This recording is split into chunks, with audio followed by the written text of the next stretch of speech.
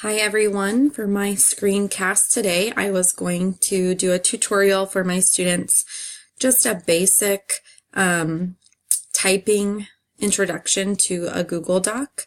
I teach second grade, so we're still really just working on the very basics of any type of computer use. So opening up a document and maybe doing a little work, but then saving it so that they can access again, and shutting on and off the computers are kind of where we are at. So I will begin my student tutorial now. We will be typing our spelling words today.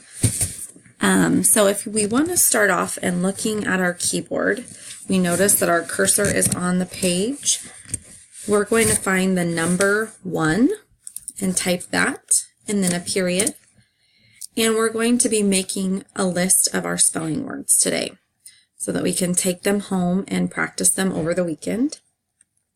So our first word, we're going to type check.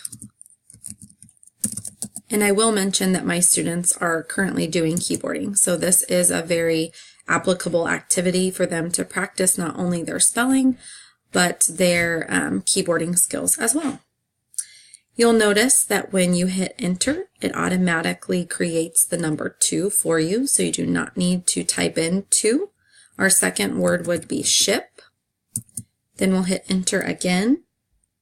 Our third word would be the. Hit enter. They. And we're going to do one more and stop there for now. What would be the fifth word? So if we're looking at different things that we can do inside of a Google Doc, we've noticed that we can already type, and there are many things we can do to the words that we type. A couple things that we should be very familiar with would be changing the size or changing the font.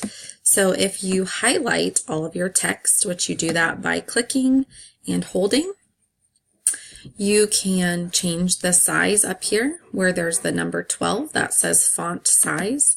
If you want to make it bigger, you're going to go to a bigger number. If you want to make it smaller, you're going to go to a smaller number. There are also different fonts or styles of writing, and you can click on that box and choose one that you like best. I like more funky fonts like this one. Or Comic Sans is a nice one. Just make sure that you can still read the letters.